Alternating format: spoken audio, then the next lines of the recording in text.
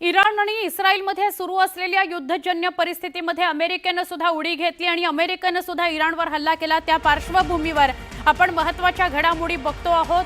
होर्मुझ खाडी बंद करणार आहे इराण, असं इराणनं म्हटलेलं आहे। अजून इराणनं तसं अधिकृतरित्या सांगितलेलं नाही।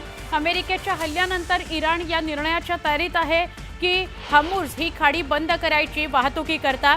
पण जर तसं झालं तर त्याचा परिणाम खूप मोठ्या प्रमाणात होणार आहे, कारण ही जी होर्मुझ खाडी आहे ती होर्मुझ खाडी जिच्यामधून ऑइलची तेलाची आयात निर्यात होते वेगवेगळ्या देशांना, आणि तीच जर खाडी बंद झाली, बघा कसा निमुळता भाग आहे या खाडीचा, आणि तीच जर खाडी बंद झाली तर तेलाची वेगवेगळ्या प्रकारच्या ऑइल्सची आयात निर्यात होणं बंद होणार आहे।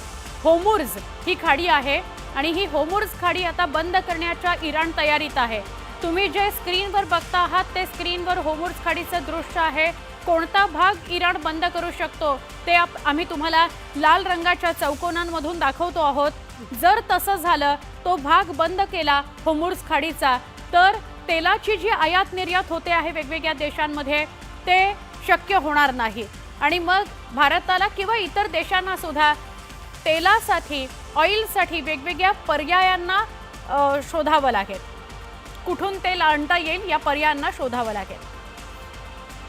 आपण तिसऱ्या महायुद्धाच्या उंबरठ्यावर आहोत का? वॉरफेअरमध्ये होर्मुझचा आखात बंद करतील ते काही दिवस.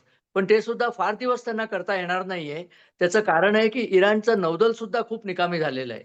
आणि होर्मुझच्या खाडीमध्ये अमेरिकेने जे मोठे-मोठे निमिट्स आणि हे कॅरियर आणून ठेवलेत, ते वापरून इराणचं नौदल पूर्णपणे उद्ध्वस्त करण्याची क्षमता अमेरिकेची आहे. माझ्या मते आता पहिलं काम जे होईल, ते हुतींचा नायनाट करणं होईल. कारण लाल समुद्रातनं अजूनही ऑइल आणता येतं. दाहरानच्या ऑइल फील्डमधनं ऑइल लाल समुद्रातनं येऊ शकतं. तिथे हुती बसलेले आहेत. तर आता बहुतेक अमेरिका आणि इस्रायल दोघं मिळून पुतीनचा नायनाट करतील.